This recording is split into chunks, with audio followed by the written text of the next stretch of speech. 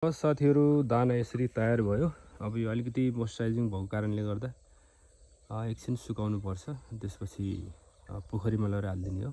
नमस्ते साथीहरु, जय किसान। आज म तपाईहरुलाई कृषि औजार कारखानामा बनेको यो प्लेट फिड मेसिन चाहिँ तपाईहरुलाई देखाउन गइरहेको छु। यसलाई कसरी प्रयोग गर्ने अनि कसरी दाना निकाल्छ यसले भन्ने विषयमा म तपाईहरुलाई बताउन गइरहेको छु है।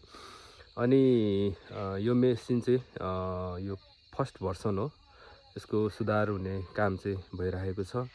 यसको फिडब्याक पनि मैले कृषि औजार कारखानाको इन्जिनियरहरूलाई मैले दिइरहेको छु। ल तपाईहरुलाई म यो भिडियो देखाउन गइरहेछु है साथीहरु। मैले दानाको लागि चाहिँ अब मिश्रणहरु तयार गर्दैछु। अब यसको 7 भाडो चाहिँ मैले यो के रे ढुटो, अनि त्यसपछि 3 भाग चाहिँ यो भाडोको 3 भाग चाहिँ के रे तोरीको पिना, अनि त्यसपछि 1 भाग चाहिँ यो अन्डाको खोल, अनि यो एग्रोमिन यो मिल्नस चाहिँ मैले चाहिँ 1 भाडो भन्दा थोरै, अनि त्यसपछि यहाँ माछाको दाना नै प्लेट दाना चाहिँ यसको 2 भाग राखेको छु, अनि मकै चाहिँ मैले यसमा 3 भाग राखेको छु। र यसरी मैले चाहिँ घोल तयार गरेको छु। यसमा चाहिँ यसलाई चाहिँ अलिकति मोइस्चराइजिङ गर्नुपर्ने हुनाले थोरै पानी पनि राखेर यसलाई मैले घोल तयार गर्दैछु है साथीहरु। चाहिँ मिक्सर नभएको कारणले गर्दाखेरि चाहिँ अहिले मैले हातैले यसरी यो घोल तयार गरिराखेको छु यसरी।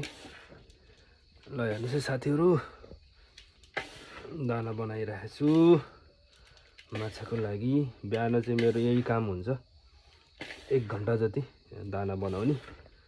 1 घण्टा जति दुःख गऱ्यो भने चाहिँ दिनभरिलाई फ्री भइन्छ माछालाई दाना। साथीहरु, दाना बनाउने मेसिन यो हो है।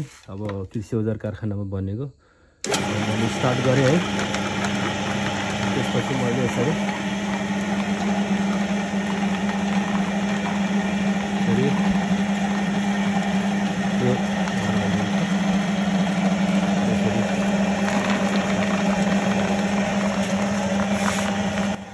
अहिले मार्केटमा आएको दाना बनाउने मेसिनहरु चाहिँ एकदम महँगो पर्ने कारणले गर्दा, जस्तो 50-60 हजार अथवा 70-80 हजारसम्म पर्ने भएको कारणले गर्दा कृषि औजार कारखानामा चाहिँ यो मेसिन चाहिँ सस्तोमा बनाउने, कसरी बनाउन सकिन्छ भन्ने बारेमा चाहिँ रिसर्च हुँदैछ। नेपाली कृषकहरूले चाहिँ किन्न सक्ने मूल्यमा चाहिँ कसरी बनाउन सकिन्छ भन्ने विषयमा नै उहाँहरूको जोड छ।